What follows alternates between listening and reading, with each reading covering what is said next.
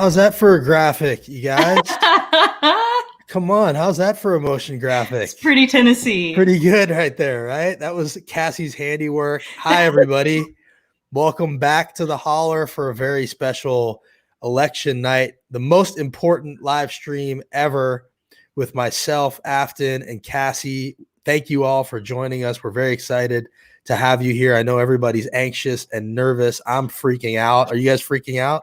Yeah. Yep. But it's good. It's good. We can freak out together. That's the most important thing, that we freak out together on a night like that, like tonight. As we're speaking, polls are closing all across Tennessee. We're going to have results here soon. Aftyn is our John King results specialist. Aftyn, what do we know so far?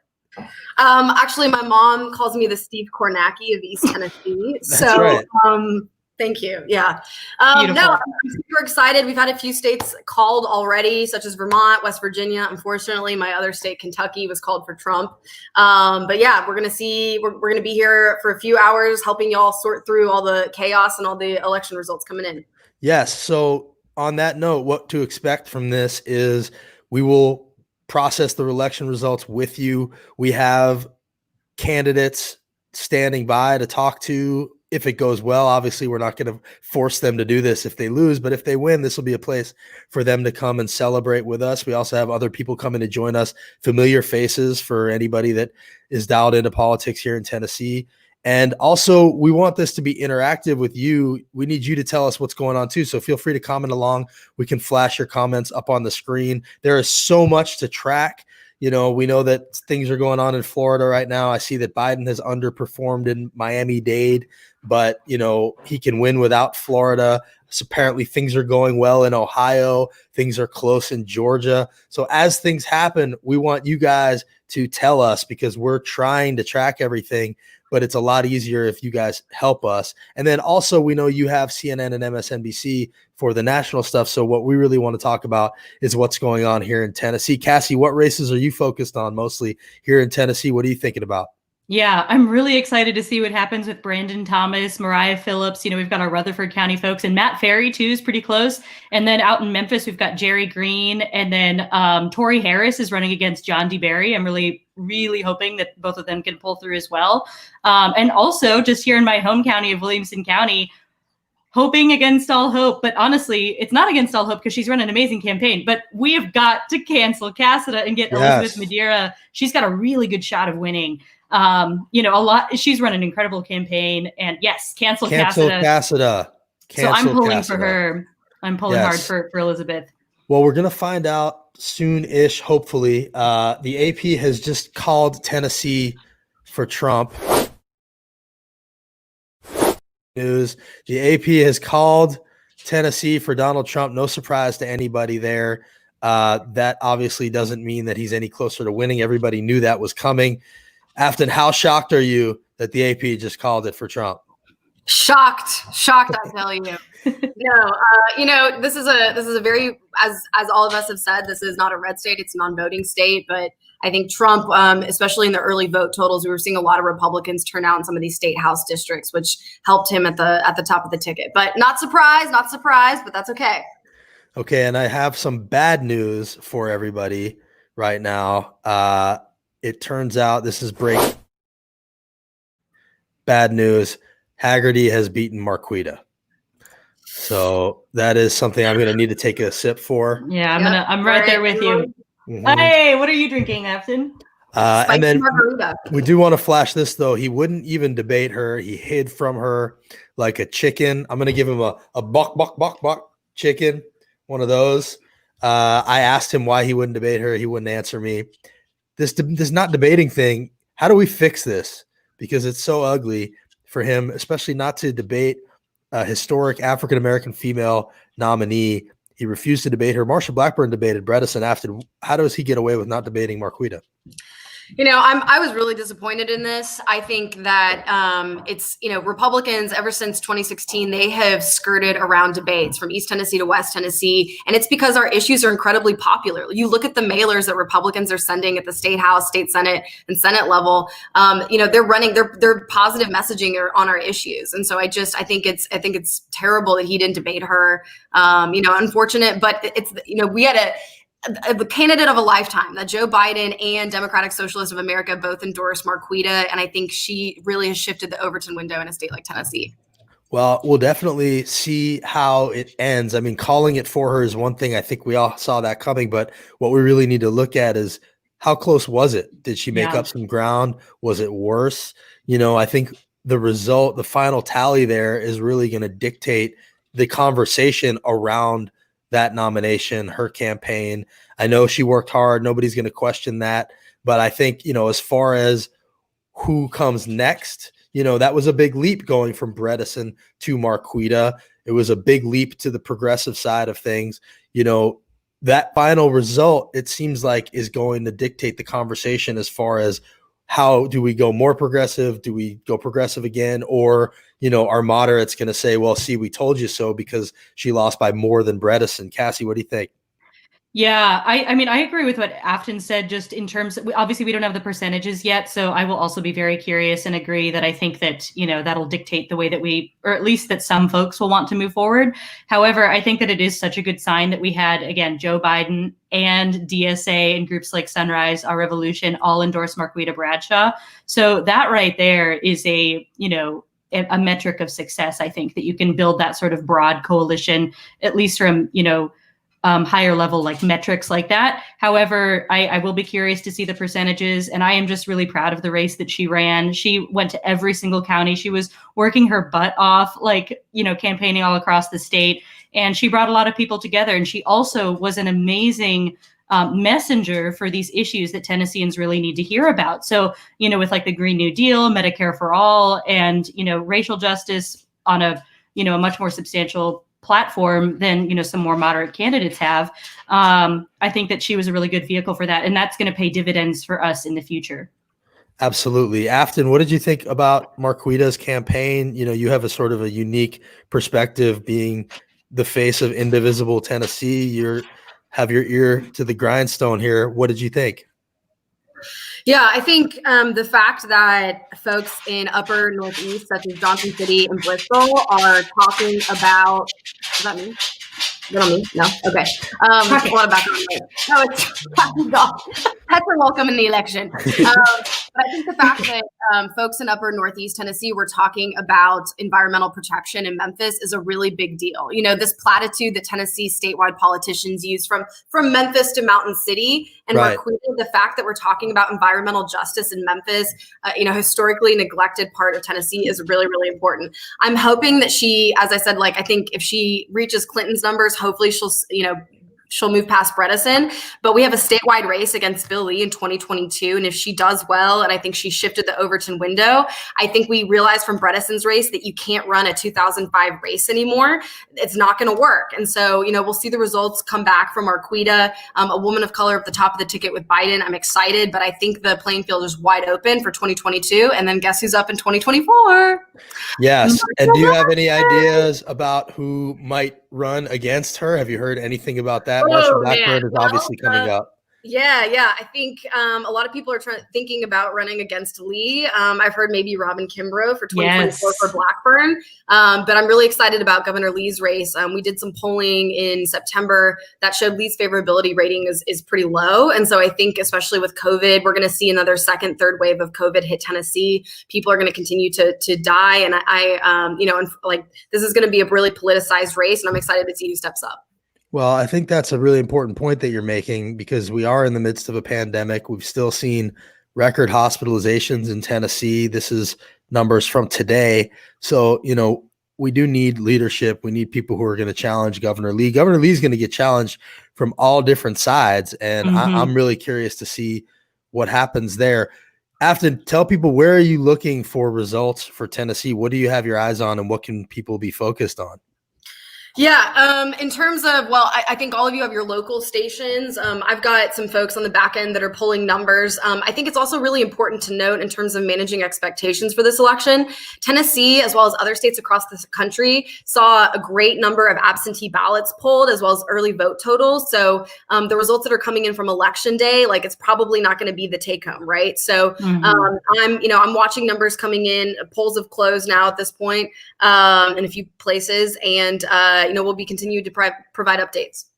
Well, we have a lot of guests coming on. We have a couple people joining us at the end of this hour.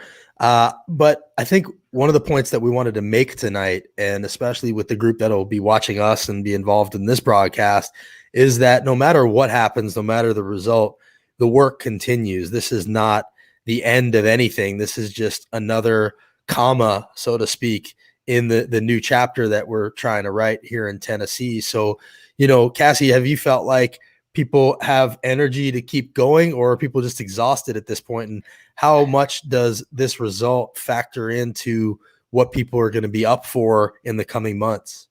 Yeah, I mean, I think it's a little bit of both, honestly. People are definitely, would like a bit of a breather, I guess. And I think that would be warranted for a lot of people to at least just like be able to take a deep breath, a little bit of a sigh of relief. And it means that we could, if we had like a Biden win, for example, or some really good state wins here, it would mean that we'd be able to focus our efforts in, some different directions. And it would free us up a little bit, I think. And of course, it would be helpful for people in general. However, at least I can speak on behalf of Sunrise and other organizations, Indivisible like it. We are ready to push a Biden presidency. We are very clear-eyed about the things that we need to push for with him. Obviously, our main issue is the Green New Deal, but we care about all the progressive issues going down from there. And that's what we plan on doing. We have the energy to do it. We're excited to do it. That's what we want to be doing. In these next 4 years is pushing Biden and pushing all of our representatives to fight for a more equitable world. And I think that. Just in terms of, the fight, as you said, the fight continuing here in Tennessee, it's a one day at a time thing. I mean, you got to be looking forward, but it's also something where, it's going to be continuous, until the end of time. And I think it's a really good way to build solidarity with each other. We're all in this together, and no matter what happens, the fight continues. We of course hope for the best, but we're looking forward with clear eyes. So okay, so I'm looking at some results from Tennessee in the presidential election right now on the Secretary of State's website. It looks like Biden is generally down about 24 to 74. Bedford County is 74-24 Trump. I mean, these are all mostly rural parts of the state. Do you remember, Aftyn, what the split was with Hillary and Trump here in Tennessee? Do you remember what those numbers were? I know, I'm asking a lot. No, but I will say, I think Biden, they didn't spend any money here, right? So we really had just Marquita's race. The party didn't really run a coordinated effort. So the burden of the labor of all of the politics in the state was left to organizations as well as these campaigns. And so I'm not expecting Biden. I would love to see his numbers increase. But let me check on the numbers. Yeah. It says 74-24. That's with about 138,000 votes in. I'll flash it on the screen here in a minute.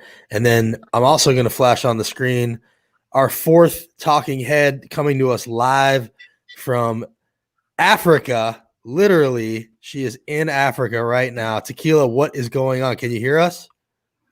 I can hear you guys. Wow. Hey. I just want to prove that you're in Africa real quick.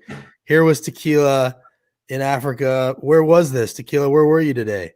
So I was in Cape Coast, Africa, at the castle where my ancestors were stored like chattel before they were sold into slavery. Wow. So that must be quite the trip and the spiritual journey you're on. Oh man, it's been amazing. I understand what Malcolm X felt when he went through his pilgrimage stage where he went around Africa. It's been amazing. And at a very pivotal moment in our country's history. Right now, this is probably one of the most important elections of our time. And so just being here, seeing what my ancestors had to endure to get to America before they even had the right to vote, on land, have a voice, anything. So I feel overwhelmed with emotion, but I also feel the great responsibility to make sure to continue to carry the torch. I mean, I can't express just the level of emotion that I feel right now. Well, that's beautiful. And I would imagine that the topic of conversation is not local Tennessee politics, but have you been paying attention to what's going on? We just actually announced, we didn't announce it, but Marquita did just lose to Haggerty. So we have that information now. Not that that's too much of a surprise. We don't know what the final tally is going to be.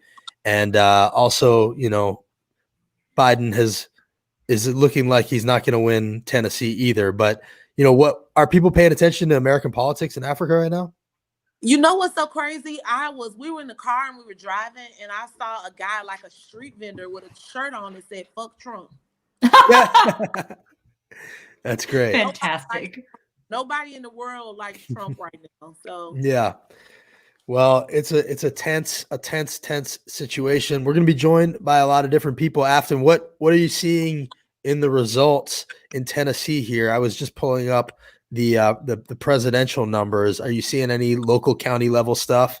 Or I don't think Nashville's reporting yet, from what I can tell. No, nothing to report yet. Okay, so we're still waiting on Nashville. We're still waiting on a few other things. In the meantime, the presidential results are coming in. Most people seem to think Trump is going to win Florida, but from what I'm hearing, Biden can still win if he doesn't get Florida. Trump couldn't win without Florida, but Biden can. These are the presidential totals in Tennessee right now. This is Trump 74, Biden 24. This should tighten up because none of the cities are really reporting yet. And I think Memphis turned out. Tequila, what do you know about the way that things were going in Memphis and Nashville with turnout?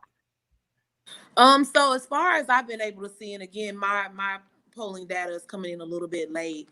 But it looks like turnout is really good.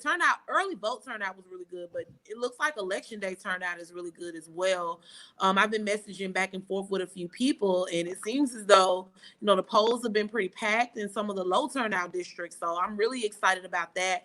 I'm excited to see what some of the state house races turn out to. I mean, the thing that's interesting about Tennessee is, I always tell people Tennessee is like the battleground state for voter suppression. And so seeing how some of these suburban counties are actually turning a little more blue is extremely interesting. And if nothing else, like even with Marquita Bradshaw winning, having a Black woman be on the ballot as state senator in the state of Tennessee is monumental.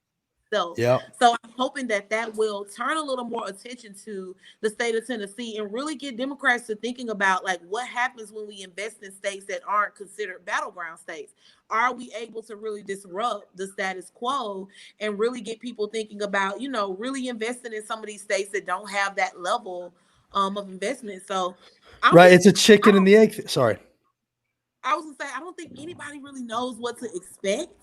Yeah. I get alerts from President Trump's campaign. I mean, whatever. I want to know what they're thinking too. And they are really scared about Florida. I mean, in the last day, I've gotten at least 15 emails saying we need Florida, make calls into Florida, donate to Florida, Florida. So, I'm interested to see what happens because they are worried. Yeah, well, Florida is starting to look pretty good for Trump, unfortunately, but Texas, Ohio, Georgia, these are up in the air right now. Our research team tells us that Hillary lost Tennessee by 26 points. So it'll be interesting to see if Biden can make it closer than that, or if it's worse.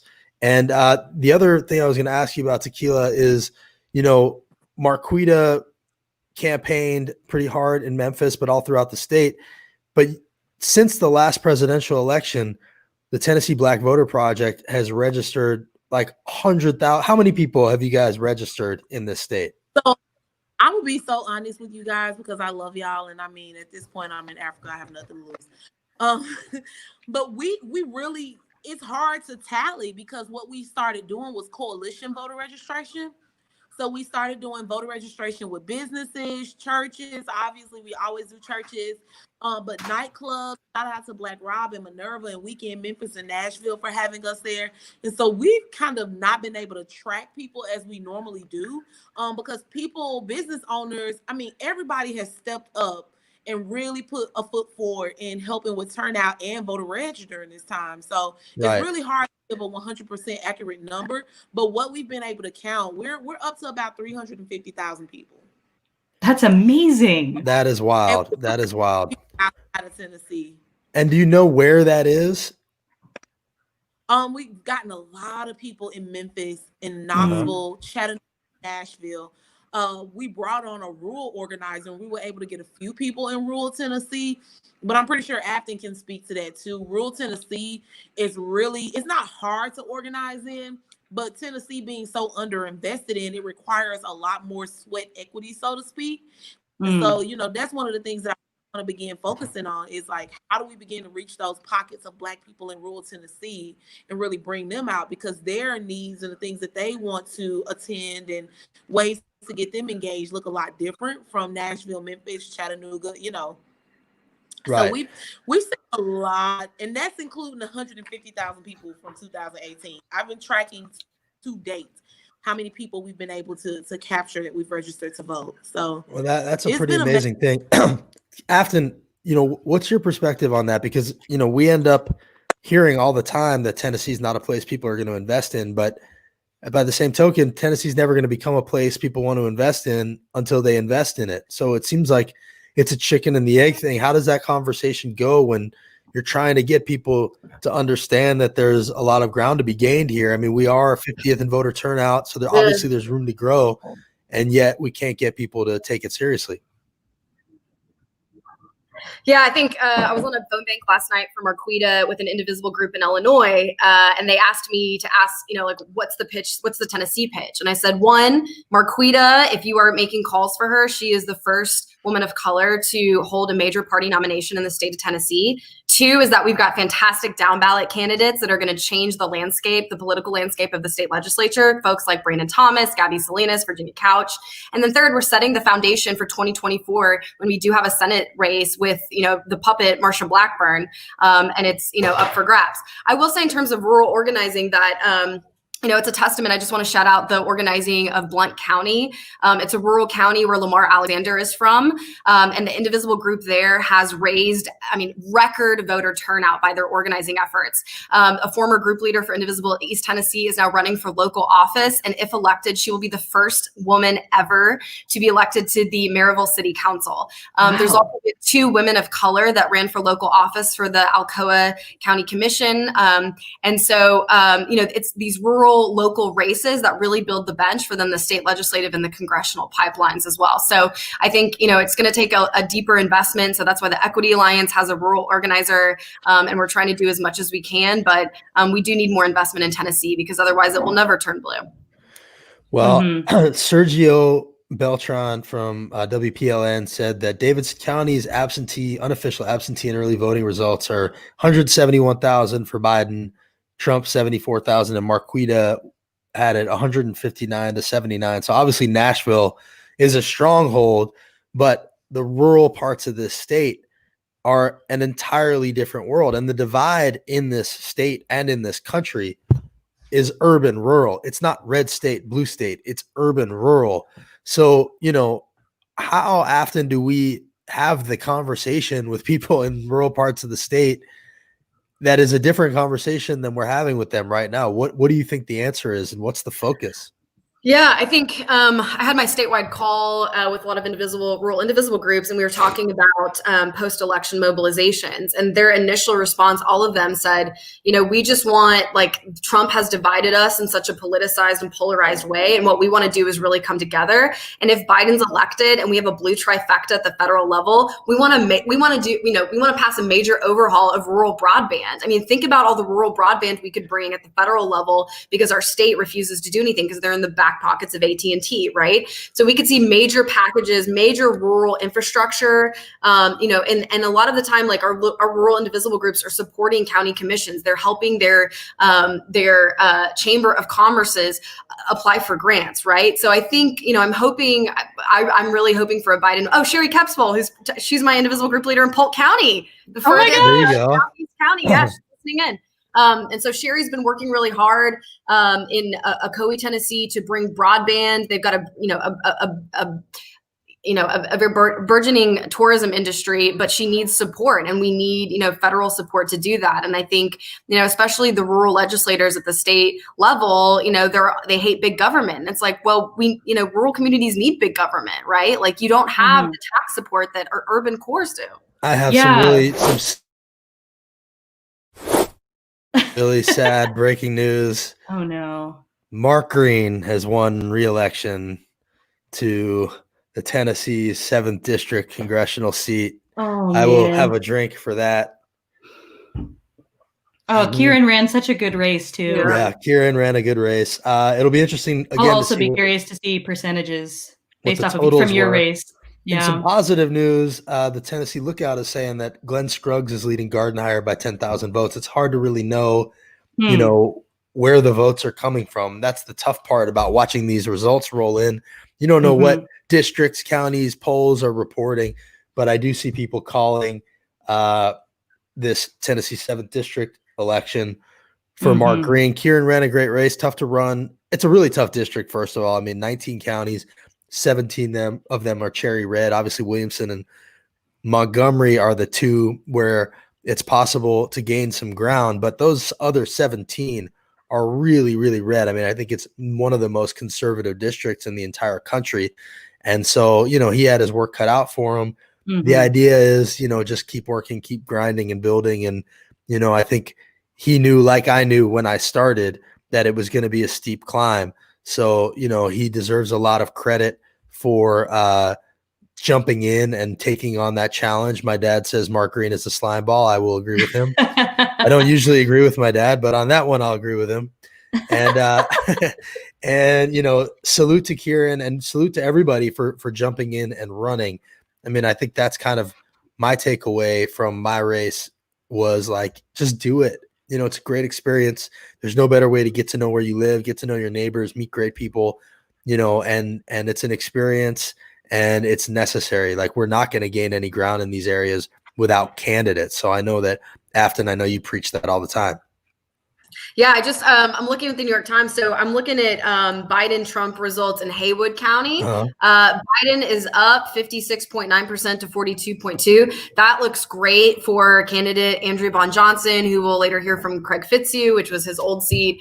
Andrew Bon Johnson's running for state house for Fitzhugh's old seat, and if elected, she'll be the second rural Democrat in the Tennessee state legislature. So really, really pulling those numbers, looking good. Hopefully she'll be able to pull it out. So that's Fitzhugh's seat, and it's held by Chris Todd. Is that who holds it right now?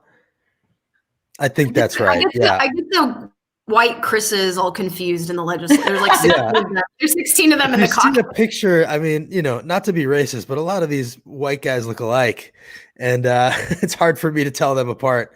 It's also, not your Chris Aftyn. No. I'm just kidding. But Craig Fitzhugh was the minority leader, and he was a great guy. He got out, and I see Holly McCall saying that AP has called the race for Haggerty, but Marquita is whipping butt, as she puts it, in Nashville and Hamilton County, which is Chattanooga. So, awesome. You know, those are that can be good news for Glenn Scruggs, who is in a really tight race with Gardenhire, and that is the thing. It's having candidates in bigger races can help candidates in smaller races, you know, lift them up, get them involved, get people involved. You just don't know. Everything's connected. It's kind of the beauty of the system that we have, and the, you know, the tough part also. So you just got to get up and run, and, you know, soon it'll be Cassie's turn. Right. Maybe. I prefer working behind the scenes for now, at least, or maybe one day. Also, I'm just looking at the Lookout as well, and also from Hamilton County, apparently, Meg Gorman is trailing Chuck by less than 2,000 votes. So we'll see what happens there. Whoa, that's intense. And then also I'm seeing crazy because like these congressional districts, and I really am excited about congressional district 2 with Tim Burchett and Renee Hoyos. An internal poll she did showed her, I think 11 or 14 points behind. And Eric Skellig is on Twitter was like, you know, why would a Democrat post that? And it's like, these are the most gerrymandered red congressional districts in the country. And I'm really excited. And I think the uptick in urban counties such as Knox, Hamilton, are really, really going to pull out for and Davidson for the state Senate as well as the congressional candidates. So I'm really excited. We'll be looking for Heidi as well. Here's a tweet. Yeah, Heidi. Here's a tweet from Tennessee Lookout saying that she's leading Dickerson by 10,000 votes with all precincts reporting. I don't see it on the Secretary of State website, but you know, based Lookout, on where are you getting your info? What the Lookout is saying. I mean, hey, look, I trust the Lookout. So I do too. I just want to know. I want to see it also, and you know, that would be good news, just so people know That's Heidi Campbell. She's the mayor of Oak Hill running against Medicare fraudster Steve Dickerson, who ran a really disgusting race, attacked Gideon's army, slimed them as like a violent group, even though they're nonviolent and, community building. And then he wouldn't disavow the ads that did that. And then he went on and like took some pledge from a 13-year-old girl saying like he was going to run a clean race, even though he already wasn't. Meanwhile, his CFO is in federal prison and he settled a $25 million Medicare fraud suit. And so Heidi's trying to take him out. And from the sound of it, it sounds like somebody may have. So, it's hard to know exactly what's going on, but that's something to keep an eye out for. And I know Heidi was going to join us if that works out. Aftyn, what do you think of that Dickerson and Campbell race? It's hard, I think, in the state legislature, especially for organizations that, have to lobby and pass bills like, the Education Association, like those endorsements, mean something, especially with a candidate like Steve Dickerson, who's a moderate and he's helping, he helps pass bills. But in the end of the day, like he's going to vote with the Republican caucus. And I'm excited. I mean, it gives Nashville something to vote for, right? Because we have, our congressional reps the same. We've got Biden. And I think the state Senate level is really going to turn out, which will help Marquita's numbers as well. But I think Dickerson, his time's over. I think his time's up. Well, I mean, that's the thing, right? Like there are groups that they get behind Republicans because they vote the right way on certain things. But at the end of the day, these guys are still voting the wrong way on a lot of other things. So, where do you draw the line, right? Like, at a certain point, progressive ideals are linked. And so, it's hard to really justify that, right? I mean, is that how you see it, Aftyn? Yeah, I mean, I think it's just a state of play. And I think, the state legislature has been so neglected that they've had to cut deals with Republicans. And I'm excited to see this new wave of Democratic leadership at the House and the state Senate level. And I think we'll see more cross-organizational solidarity in terms of endorsements moving forward. And I'd be curious to hear what Tequila thinks about Senate District 20.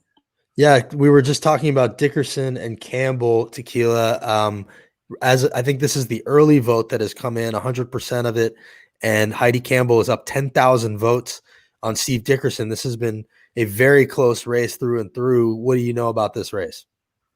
I'm excited. I think while Steve Dickerson is a moderate who, Democrats feel like they can flip that. If I had to pick one thing that was my dissatisfaction with the Democratic Party, it would be the lack of loyalty when they feel like there's a moderate voter and them not just being straightforwardly aggressive. I mean, this is a game where you have to pick sides. And so I'm excited that people are actually choosing the side of Heidi Campbell and people are actually turning out to vote for her. Steve Dickerson is still a Republican who's going to vote Republican when he's pressed. He's still going to, side with his party. And so this is what I think will help to drive some of that bipartisan support that everybody touts about. Is really starting to take some of these Republican seats. Well, so that would be a big pickup. There's no question that flipping a Senate seat. I mean, right now, what's the split? Aftyn, it's like 28-5. What's the split in the Senate here in Tennessee? Yeah, the Senate. I mean, we're in the super minority in the House and the Senate. So, but I'm excited. I mean, if we flip and, Senate District 22 in Montgomery County, there wasn't a lot of investment there with Ronnie Glenn is his name. But if these state Senate districts flip, Brandy McNally, I think, is going to have the time of his life, keeping his Senate together. I will say in terms of the legislative pickups that we do, I'd like to use the case example of Medicaid expansion. I think a lot of groups across the state wonder why, we've had investments of, probably $1 million over the years trying to expand Medicaid. And the reason we haven't been able to do it is we don't have the electoral bandwidth. We can't even get the bill heard in committee. And as someone who spent a lot of time at the state legislature, it's really difficult. So I think I'm excited to see, if we do end up flipping maybe 4 to 5 state House seats, if we can get Medicaid expansion passed next session, which would be incredible. Well, there is a bipartisan Medicaid expansion bill. I think it's Ron Travis is sponsoring it on the Republican side. And I think it would be the smartest thing Republicans could do is to actually take that up and pass it and take that sword out of the hand of their detractors. I've never heard a good reason for not passing Medicaid expansion in Tennessee. We lose $1 billion a year. We lose, we're at the bottom in infant mortality, at the bottom in maternal mortality, number one in medical bankruptcies, number one in rural hospital closures per capita. It helps with opioid deaths. Ours are going up while everyone around us theirs are going down. So there's no good goddamn reason for not passing Medicaid expansion. I've never heard a good reason. They all run away from it, and they should just pass it. Governor Lee could do it himself if he wanted to, and it's really, really ugly. There's just no excuse for it. So that's something that I know you all beat the drum about as well. You should. I'm looking at, do you see any other results here, Aftyn? I think we have Holly coming on to join us, and Jason. Yeah, I'm seeing, so this is interesting from the TN Elections House Twitter. So House District 30, which is actually nested under Gardenhire State Senate District. It's Joda ran there in the 2018 cycle, and it's one that we're probably, there hasn't been a lot of investment this year, but I'm seeing that the candidate is within 2,000 votes of the Republican incumbent. So that's really exciting. And I think, if Glenn Scruggs pulls this out, it could really help that House District 30 candidate in Chattanooga. See, that's what we're talking about here. You never know who you're going to help by running. You never know, which down ballot races are going to benefit from people pulling in voters. So, it's really important to have candidates running, and it's really been inspiring to see people run all throughout the state. You guys commenting along with us is really helpful because, like Jason Miller saying that it is 5 out of 33 and 28 out of 99. Those things didn't happen overnight. Those splits in the House and the Senate, this used to be a blue state. It's so wild to think about that. It seems frankly impossible. But how did it happen, Aftyn? How did it go? How did that Tequila, Aftyn? Cassie was too young, right? And I wasn't here. And you weren't here. How were we a blue state? I mean, a lot of it was, I think, it was the Dixiecrats, right? And I think Republicans were moderate, and we've just seen the polarization of the parties. And then guess who entered the scene in 2010? The Tea Party. And so when Bredesen ran his 2005 race, I'm sorry, we've entered this extremes. And I think, this idea that we've got to court, as Tequila said, we've got to court Republicans and bring them back in, that's going to happen in a state like Tennessee. I mean, with Trump winning at the top of the ticket, we have got to bring in new voters who agree with us and spend the time and money and energy to turn them out, because it's going to be better for us in the long haul to build local power. Well, yeah.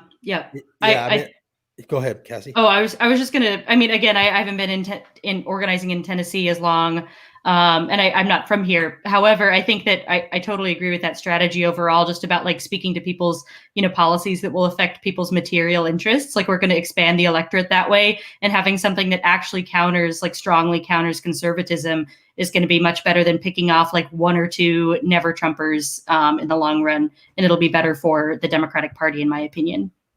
Well, I think that's completely right. And, it's hard to know how things will change or how fast they can change, but the incremental changes, it all really helps. So, even if we just pick up a seat here or there, which it feels like is completely possible. Aftyn, which of the seats that the Democrats hold are vulnerable? In the House of Reps, State House, give me the. And I mean, they don't hold many anywhere but the State House. No, I think, Gloria, so the protect seats were 13, Gloria Johnson, which I think she's going to pull it out. The Republicans didn't spend a lot of money there. They actually pulled money. In terms of Bob Freeman in House District 56, he's representative of his district. I think he's going to hold on to it. Jason Hodges in our polling was up 11 points. So I think the moral of the story is that when we do flip these seats, they remain flipped, and the candidates are outspoken like Hodges and Freeman and Gloria, and they're on the front lines, being there for their constituents. These seats are not going to go back to Republican control. So I'm sharing right now. These are the needles in some of these states, and that's not what we want to see. These are needles that are starting to tilt toward the bad guy, and that doesn't really necessarily mean anything. But the last time we saw this, and they flipped last minute. So, but it is a little scary to see. So I just wanted to put that up there. Mm-hmm. I know people out there are nervous. You guys have every right to be nervous. But these are states that are important. Georgia, North Carolina are both states, Biden has a path without any of these, but these are states that, were sort of in the middle column and they're now moving. So, I'm starting to get a little bit of a bad feeling. I'm wondering how people are feeling out there in the world. Yeah, What do you guys think? I just wanted to say quickly about the presidential level, like we saw over 100 million early votes cast, and they expected about 50 to 70 million votes cast by the end of day today.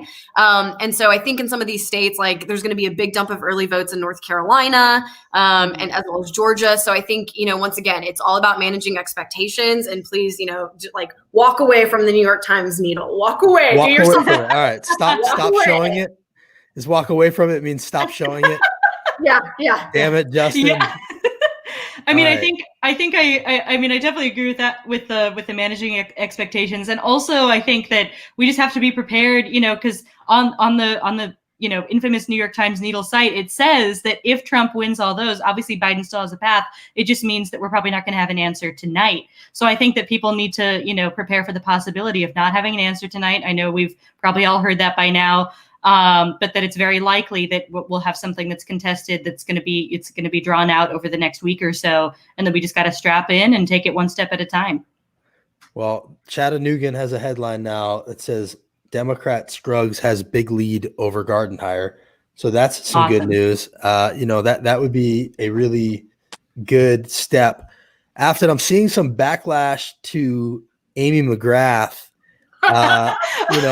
I wanted to ask you about that. Go on.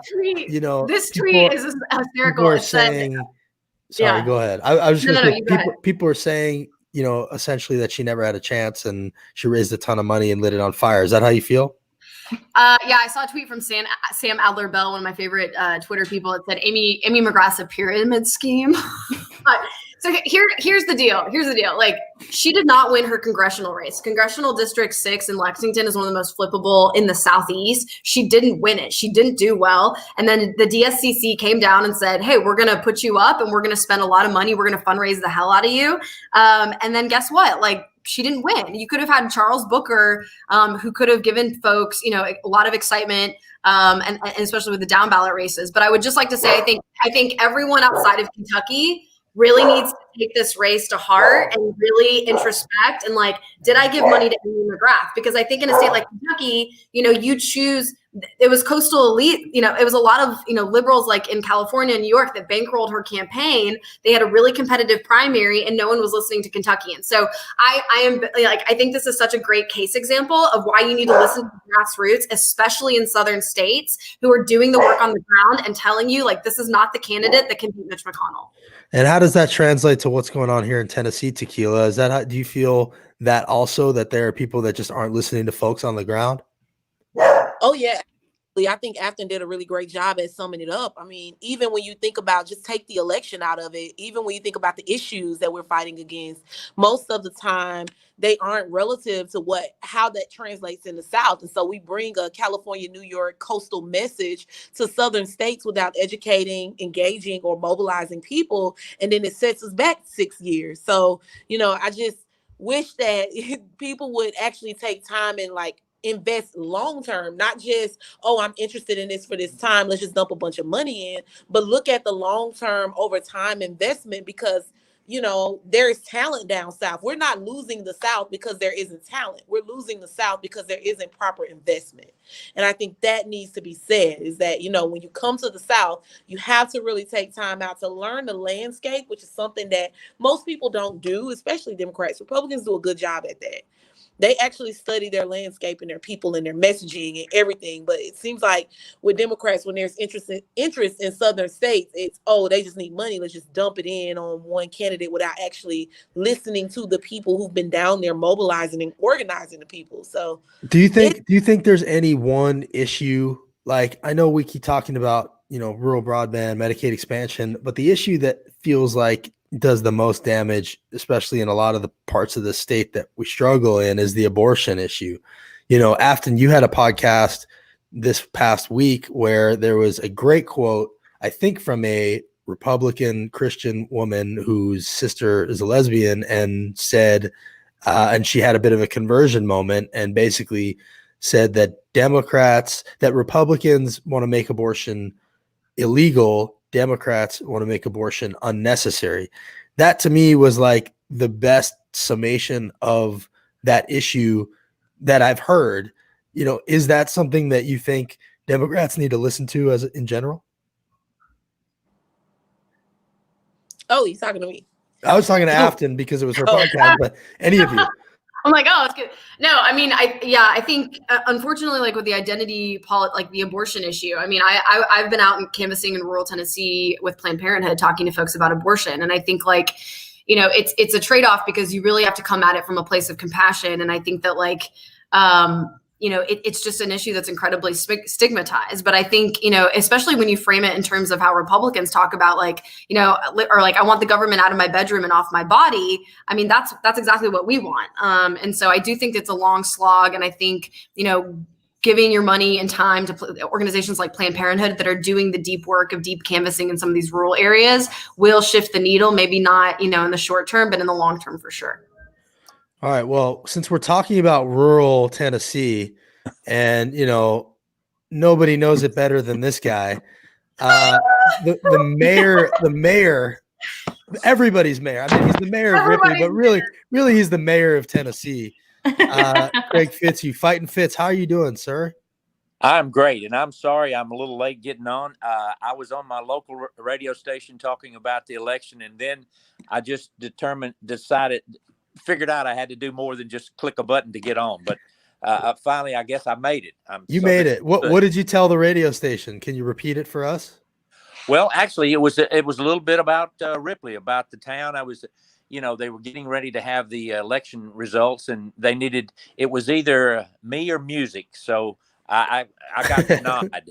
You don't sing anymore? What's that? You don't sing anymore, I guess. No, I don't sing anymore. Okay. Well, so Fitz, here's what we know so far, right? I'm sure you know it too, but Marquita has lost to Bill Hagerty.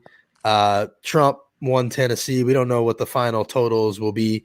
What races are you interested in? I know none of that is a surprise. Are there any races? I mean, particularly the seat that you left behind. Is there anything that you're focused on?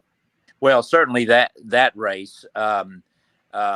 Andrea Behn Johnson is a great candidate, and those returns are just coming in. It's going to be a tough one just because of the down ballot situation that we have here.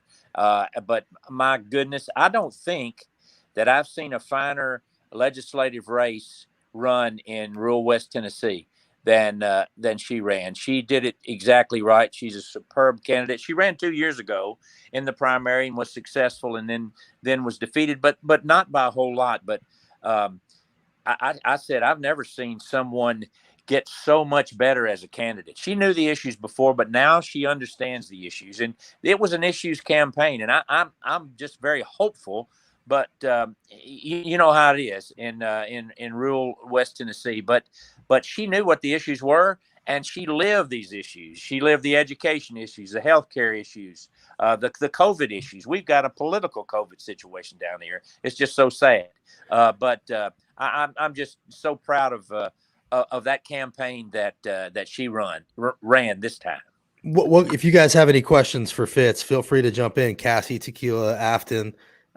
Feel free to jump in. I guess my question to you, Craig, would be, what is running a good campaign in rural Tennessee? Because that seems to be the riddle, the puzzle that needs to get solved. Well, this was a different year. It's always better a face-to-face campaign. And I was able in my mayor's race actually to go sort of door to door, a standoffish door to door, and it really made a difference. But it needs to be about issues, not people. It really does, and those important issues that we have. But contact with voters, it is extremely important. Use everything. Mail was important this time, I think, because you were limited otherwise. The ability to get on television. And there are ways you can do that. There are ways candidates can do that without spending the bank. And it's amazing what's happened even in the 2 years since I was in the governor's race, what somebody can do fairly inexpensively to get your name out there on multiple occasions. You mentioned the governor's race. I got to ask you, how do you feel about how Governor Lee has done so far? I know that you're a mayor. It's got to be sort of a bipartisan situation in Ripley, so you probably are a little bit limited what you can say. But what can you say about Governor Lee and what he's done so far? Well, when I ran, we had a lot of interaction before the primaries, during the primaries. A lot of I was with him a lot, and I got to know him, I thought, pretty well, and I was hopeful. But I don't know. I've been really disappointed, and I've indicated it to him and his folks. The huge issues that I had, Medicaid expansion, vouchers, for instance, those two major ones. I think I'll just be honest with you. I think early on, somebody gave him the word that Medicaid expansion was just a part of a broken Medicaid system. And he came out early on and said, I don't want to be part of a broken system, which could not be further from the truth. Medicaid expansion would have been so much better in so many ways, and especially now with what we have with COVID. But he given the correct advice, I don't think, and he has not changed his position. How much of it do you think is them not wanting to give people something? I mean, not only, their fiscal excuses and things, but Yes. not wanting to give people something that they won't want to, give up, I guess, like that they'll get attached, that they'll see what government can do from them, and they'll see that it can actually work, and that they don't want to reinforce that idea for people because it's, that wouldn't help them long term. Well, that's a sad way to put it, but there's got to be some of that, because before it was totally political. But it was totally political. It had to do with the president of the United States. That's it. Those political reasons are over.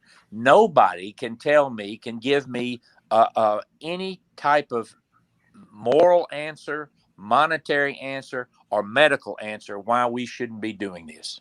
It's That's that right. simple. That's right. And I've never heard it either. No. You remember, and it's not come yet. I still believe if the governor would take a lead and put that on the floor, once it gets to the floor, I still believe it would pass. And it's not too late. Don't you think, Fitz, that's maybe the smartest thing Republicans could do? Yes. Is pass that, to take that out of their detractors' hands? I do. And then the other thing is, I'm afraid we're going to see a voucher bill again this time, except it's not going to be limited to 2 counties because that's unconstitutional. I think we're going to see one with 95 counties involved. And I think that's a huge mistake, not just for public education, but private education as well, because the schools that will crop up from that limited amount of money are not going to be anywhere close to good private schools and good public schools. So Right. Those two issues loom large. And that's one reason I was so involved in Andrea's case, because in my town, in my area, those two things are absolutely critical. They would make so much difference, no matter who the representative is. But the current representative, was the deciding vote on vouchers and did not support Medicaid expansion. So that's why I was for Andrea. Well, Fitz, thanks so much for fighting. Thanks for joining us here. Thanks for all the support you've given the Holler over the years. And, even when I ran for Congress, you were supportive of that too. So you're a good dude, and we appreciate you, and definitely come back and see us soon. And I'm glad you're in office somewhere, because, you fight for the people the right way. Well, look, don't give up. I'm so excited about how things are getting ready to go in Tennessee. I recognize some faces on this on this Zoom, and they're super people. Some of my dearest friends, and you have the right heart, you have the right attitude, you have the right strength, and you have the right energy to move this state forward the way it should. And I'm so proud of you, because we got to know each other pretty good. When we were both running. Yep, we did. You took something. I'll just tell you, I'm just amazed at how you've done with this program. It's growing. It's got satellites all over the place. The readership is wonderful. And Justin, it's factual. It's good. It's spot on. And keep it up, my friend. Thank you. I appreciate it. And we'll have a Ripley Holler soon enough. Yeah, there you go. All right. Take care, Fitz. Okay. Fighting Craig Fitzhugh right there, folks. I mean, it's worth it to do this broadcast just to get to talk to Fitz one more time. That's a good guy right there. Yeah. Tequila, I didn't ask you this, but I asked Fitz this. What's your take on how Lee is doing as we search around looking for results? I just saw another. Wait, before you answer that question, let me do our thing here. Hang on one second. I'm looking for there it is. News. Tim Burchett has won re-election, ladies and gentlemen. Shoot. Tim Burchett. We need like a sound effect, like a wah wah. Yeah, Tim Burchett. Aftyn will just do it for us. I just want to say that those of you who didn't make it to Knoxville, Indivisible East Tennessee put up a billboard right at Paper Mill, like a big intersection in Knoxville, that had a picture of Tim Burchett just tweeting, because he's always tweeting. And, I just man, he doesn't need to be in DC. He's constantly complaining about it, and I just man, come back to Knoxville. Let someone else go that wants to be there, that wants to affect change for East Tennessee families, because you don't deserve to be there, dude. Sorry. Absolutely. I know. Totally. And there was one thing he said earlier this year, which was he wants to see kids get paddled again or something. People just have the wrong mentality. But let's go back to Tequila. Tequila, Governor Lee, how do you feel free to weigh in? He's doing a shitty job. And it's All simple. Right. I think he could do a lot better. I really don't even really have words for it, because I feel like a lot of what he's doing is almost like he believes that this is the right thing to do. Like he believes that he's been ordained to make these crazy decisions, and he doesn't really think about how it impacts everyday people. And so, he just is not doing as well as I think he should. But then the other side of me tries to give him a little bit of grace, because these are very uncertain times and no one is probably doing as good as they could do. So I try to give him grace, and then he comes out and does something completely crazy or says something completely crazy. And then it just takes me back to this place of he's doing a shitty job. Yeah. Well, I know Aftyn could talk about that for hours, so I won't even get her started on that. Diana Harshbarger has also won. But these are seats, these are seats that just definitely, it looks, there was no question about any of them. Texas is up in the air for Trump. Ohio is looking good. I really think if Ohio goes to Biden, and people are going to think about him opening his mouth about LeBron at the last minute. Shit talking LeBron when you need Ohio, that is never a good idea, is it? Never a good idea. No, I agree. And I think that I had just pulled this up, that just back to the Senate District 10, Glenn Scruggs is way up. He's got over 26,000 votes. Todd Gardenhire has 17,000. And so he's really pulling ahead in Senate District 10. I don't know if that's been officially called yet, but it's looking really good. So hopefully it continues. So that is looking good. Heidi Campbell is looking good. That would be 2 Senate seat pickups. That would go from, for 5 to 7, which doesn't sound like a lot, but it actually is a lot. It's a high percentage in a chamber that was named the most conservative chamber in the country. We have the most conservative legislature, and also that is the most conservative chamber. I saw Senator Jack Johnson bragging about that the other day, and, that was pretty eye-popping, but not surprising. Aftyn, rattle off some of the garbage that they accomplished. What I like to say is they don't pass laws here; they pass lawsuits. That's good. I haven't heard that. That's good. No, it's the state Senate always wants to appear like the U.S. Senate, like they're the prestigious. They have the pedigree, and they are ultimately the rule fall, whatever. No, you're not. You're still just extreme as the rest of them.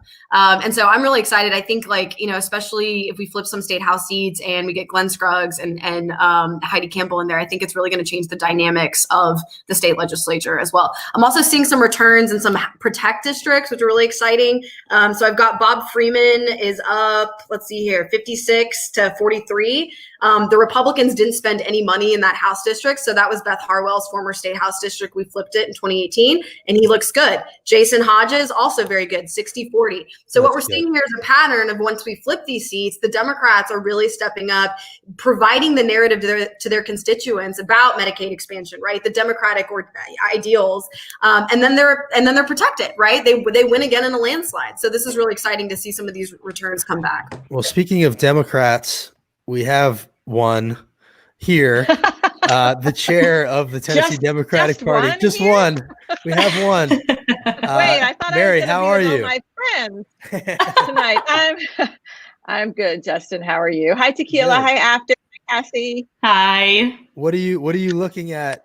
What are you seeing? We were just talking about the things that we know so far are, obviously Marquita has apparently lost. We don't know what the split is. Mark Green, my buddy, is back. Burchett, but it's looking good in the Senate for Heidi Campbell and Glenn Scruggs. Is that about what you see, or what else is going on? Yeah, and that's incredibly exciting, and it'd be the first time in 14 years that a Senate seat was flipped. So that's, and that's frankly, that's where our opportunity is in those state house and state Senate seats that are kind of in the, the ring areas of our blue cities. But it's, look, here's the thing. It's incredibly, and also thank you, Aftyn, for mentioning those protects, because you're 100% right. Like, we get those protects we get them, we win them, and then we hold them, which shows that the state is trending blue. We don't know how long it's going to take us to get to the point where we could win, with an incredible candidate like Marquita Bradshaw statewide, but we're moving in the right direction, right? So vote share continues to increase for Democrats and decrease for Republicans statewide. And so it's always been kind of a movement building process, a marathon, not a sprint, but it's exciting. We're still waiting for some of the other places where we have opportunity. We're waiting for results in Knoxville, District 18. We're waiting for results in Memphis. We've got 2 hot seats, state house seats there. Brandon Thomas, another one of our targeted seats in Rutherford County, he's down about 1,400 votes, and that's really, really disappointing. Is that surmountable? Unclear. Unclear. Yeah. Okay. I mean, the anecdotally, because we don't have numbers, right, from election day yet, but anecdotally, there was not a swarm of people voting on election day anywhere in the state, really. There've been a couple of boxes that have had long lines. So, 1,400 seats in that district, it's just unclear. Okay. And generally speaking, this has been a weird cycle, I guess would be the word for it, just with COVID going on. Have you found that, it's very COVID focused? Like, how has this been different from other cycles that you've been through? So when you mean COVID focused, what do you mean, as an issue? Like, or do you as mean an issue? Is it like, has that been the central focus for everybody, or is it still, the bread and butter issues of Medicaid expansion and healthcare and, wages, that kind of thing? Or has it really just been about how people, like, what have people been thinking about from your perspective throughout the state? Gotcha. Yeah. So the national media and the national conversation does a really good job of sort of, for us, did a really good job of sort of not using COVID, but talking about COVID in a way that says, the Republicans aren't up to the job, right? And so what our candidates were really focused on was, like you said, those bread and butter issues. And it depended on which district they were in, right? In a district where there was a hospital that closed, it was about that. It's always about healthcare, which ties into COVID-19 as well. Education in Memphis is a huge issue, as it is in Davidson County and in Knox County.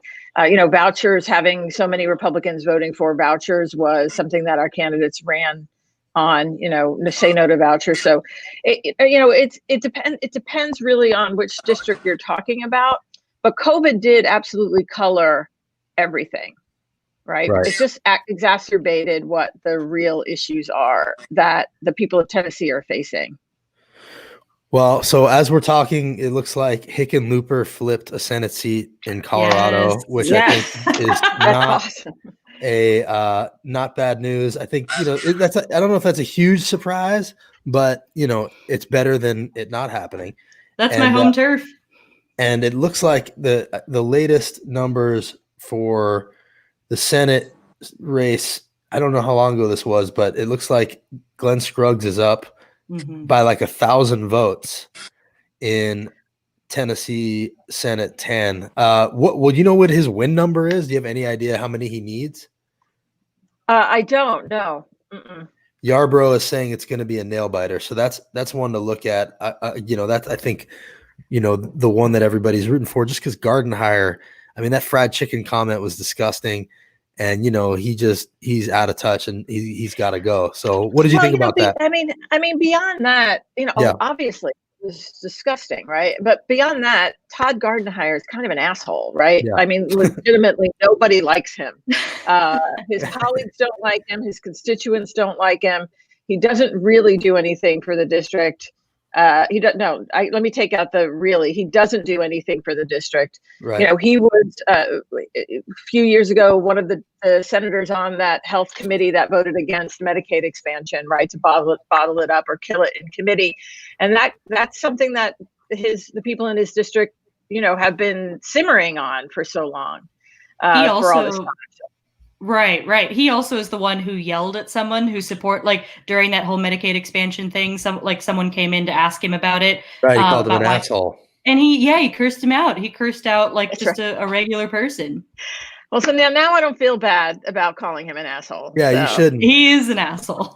Speaking of assholes, this is nice segue. Tweet. Yeah, this is my segue. A tweet from Kim Cruesi just now that I'm going to share my screen so you guys can see it. This is Haggerty, apparently in his acceptance speech, said that he mispronounced Marquita's name as he told her he wanted to commend her and understood what it takes to run a race. Your sacrifice, you broke significant barriers here in Tennessee. You serve as a role model, which just kind of makes me want to vomit coming from him. Wouldn't debate her. What did you think of him ducking her and not debating a historic candidate like Marquita, Mary? I'm not surprised. It's a typical tactic. If you're expected to win, or you're an incumbent with a significant lead, it's not in your best interest to debate your opponent. He felt like there was no reason for him to do it. Now, in terms of being the right thing, the moral thing, the thing that you want to do for your constituents and the people that you want to serve, yeah, it's absolutely the wrong thing. Right. He should have respected her enough to give her the time to be on the same stage. I mean, she is the first African American. Yeah, I know. Can't you guys make a handshake deal with them? Like, say, when we're in the supermajority next time, we promise to debate you guys if you do it this time. Like, can't there be a deal? Justin. Does it not work like that? Have you met the Republican Party of Tennessee? I've met too many of them now. I've been doing this like Fox Nashville show, and Carol Swain comes on there, and Scotty Nell Hughes, and like there's a rotating group of them that I'm just like, it's hard to talk to them. It is. So imagine, you can't just have a handshake deal with one person, right? It would have to be every single one of them. Right. I mean, it's hard. And it would, holding that too is just, power dynamics wouldn't allow it. Right. Exactly. Well, Mary, thanks for coming on here. Thanks for talking to us. We will be watching as things unfold here. There's a long way to go tonight. It's hard to really know, how this is going. I sort of have a sinking feeling in my stomach about Joe, but I'm trying to stay positive. Do you have any sense one way or another about what's going on with the presidency right now? So I'm curious, why do you have a sinking feeling? Are you watching cable news? These stupid needles, these damn needles are like pointing further and further towards Joe in like Florida, North Carolina, Georgia. I don't know what any of that means necessarily, but I don't like looking at those things. Yeah. Yeah. I I should mean, stop looking at them, right? I think so, right? I mean, it's just, it's the media's job, especially cable news, to work us all up into a frenzy, a super frenzy, right? So, I mean, Yes. that's how they get people engaged in watching, right? They want to keep us on the edge of their seats. They want to keep us Right. anxious. And so, yeah, I mean, you're not going to stop watching, right? But I would just take a deep breath and, just Okay. take a step back. And All right. I'm gonna stay positive. How is everybody else feeling? Let us know in the It's going to be comments. okay. Look, It's gonna be here's the okay. thing.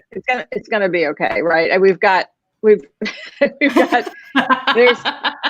even though I can't understand how even one person can vote for Donald Me Trump, either.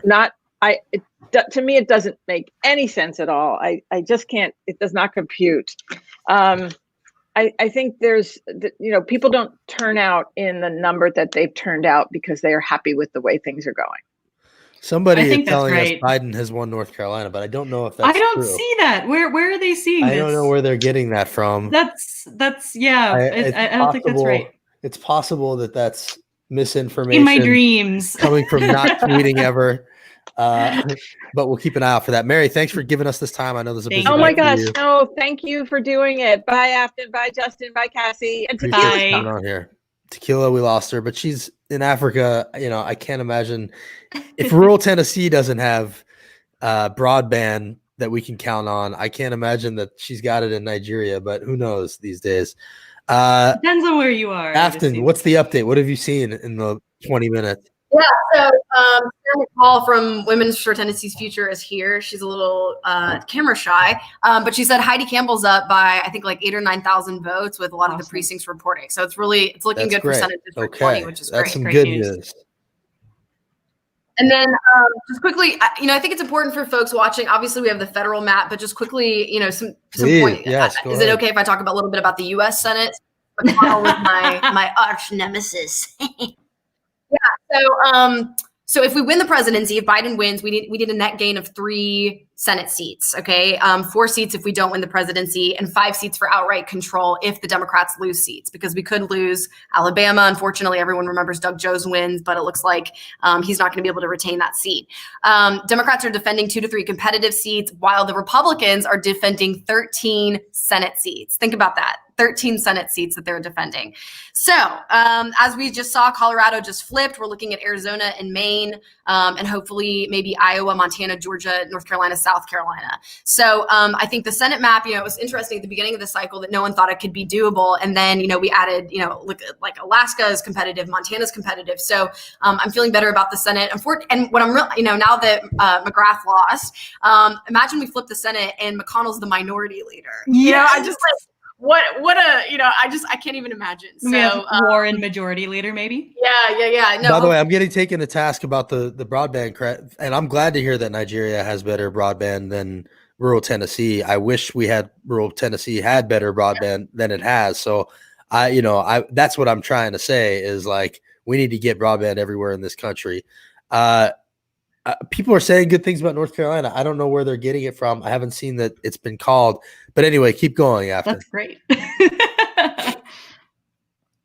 Oh, Aftyn, did you have something? Yeah, there we go. More, So I just want to reiterate that some of these states we might not know the results on election day. So I think especially the presidential level, like if Biden, it looks like Florida might not be called for Biden, but if Biden wins North Carolina, Ohio, Texas, or Arizona, then we're probably in good shape for that electoral map. So Aftyn, yeah. Oh, sorry. I was just going to ask, because I know you just did a podcast that included this as well. What are your thoughts on Biden and on Texas, like the amazing work that's been done in Texas over the past 4 years? I'm a graduate from UT Austin, so I spent a decade in Austin. I will just say organizations like Jolt, my friend is the organizing director of Jolt Texas that organizes Latinx communities. I will say they have done so much work. And if you think about Texas, it is the state that has the worst voter suppression. I mean, it is so complex to register voters. And the fact that they've been able to, and I remember being in graduate school, my professor saying, Texas could be blue. It's a sleeping giant. It's a blue sleeping giant.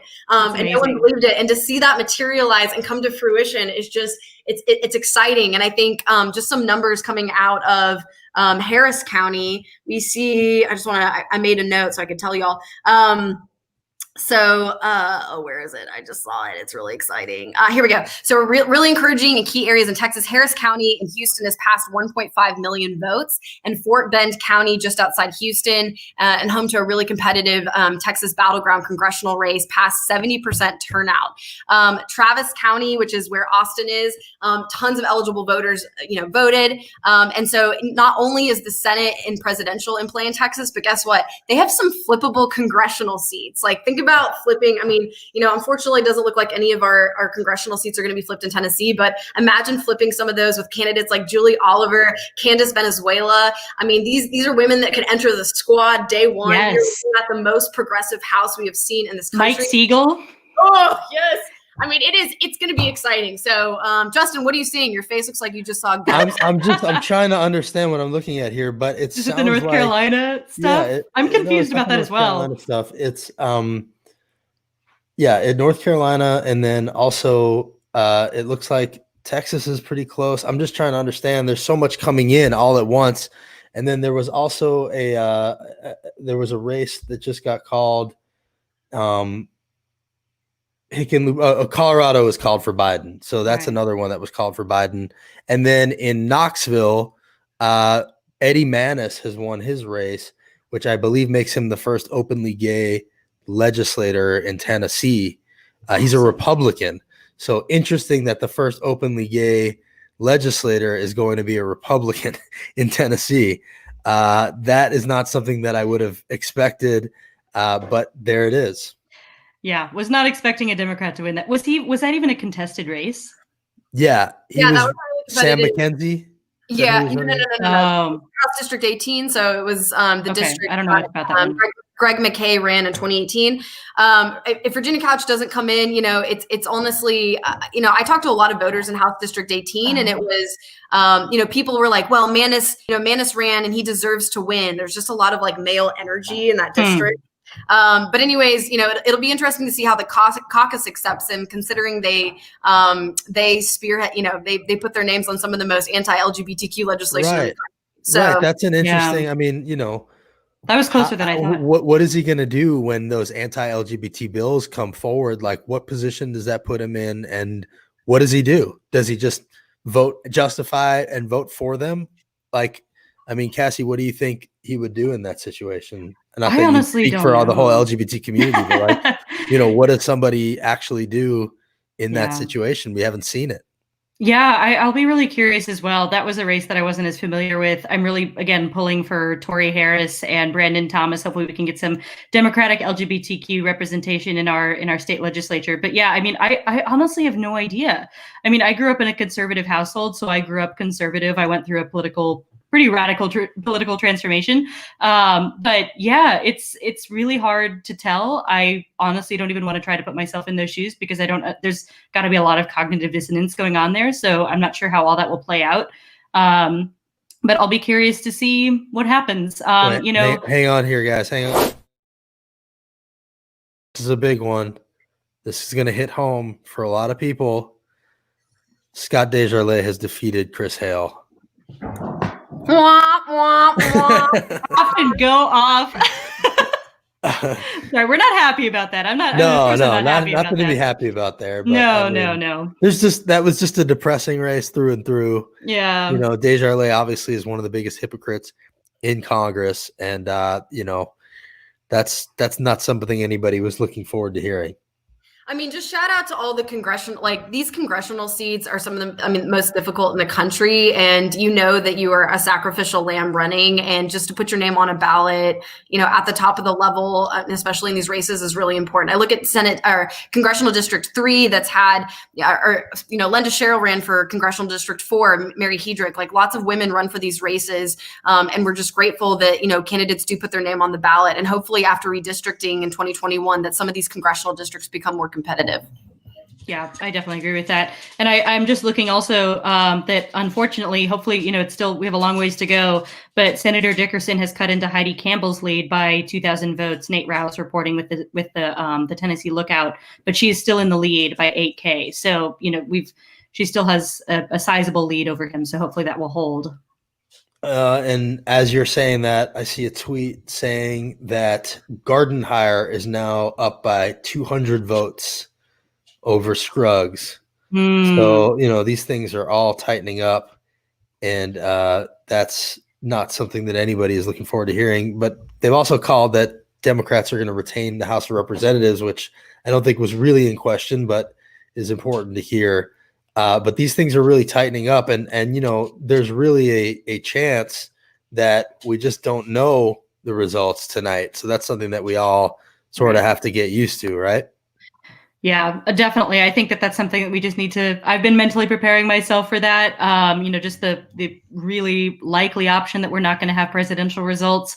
I think that, at least from the reading that I've done, a lot of the early, the votes that are going to be counted first are going to favor Trump. So it's going to look bad, or it could look bad. But I think that we just, again, need to take it one step at a time. And I think that we just really need to stress that every vote counts. We need to make sure that if it comes down to a close race, that we count all the votes, because that's every vote is valid, of course. So we just need to really stress that, if Trump calls before he should, that we make sure to push back on that as hard as we can. Yes. And that's Kustoff and now Rep Chuck too. So all of these things are going kind of the way that we expected them to go. And, the big question in most of these races is going to be the spread and how far apart they were, and was any ground made up? How did things go in these races in the final tally, I think, is really the interesting part. We have some people on standby to come and join us if they win, but I don't know if they're going to win. So, we've vamped here a little bit. I think maybe we can take a break and come back if you guys want, and, kind of see how things go, have a little party on here if things go well, or a funeral if they don't. But, I appreciate everybody coming on here. Is that something that you guys are cool with, if we take a break here and come back to it? Yeah. What time? Why don't we come back in like a half hour, 45 minutes or so, and see how things are going. Yeah, and we can jump back on here, because, it would be nice to talk to some winners, but it seems like these things are tightening up. Yeah. All right. There was one thing, just really quickly before we go. I thought this was a really poignant tweet that Stephen Hale from the Nashville scene just tweeted out a little bit ago. He said, this relevant to Chris Hale's race against Desjardins. He said Scott Desjardins' ability to shake off the fact that he slept with subordinates, prescribed opioids for his young lover patients, and pressured one to get an abortion should have taught us that Trump was possible.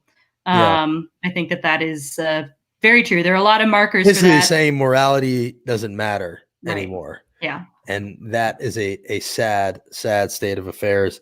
Things are really scary out there right now. So let's all curl into a ball, go watch these things, the presidential race for a minute, and then we can come back. Appreciate you guys joining us for this thing. And let's hope for the best tonight. We'll be back. All right, we'll be back.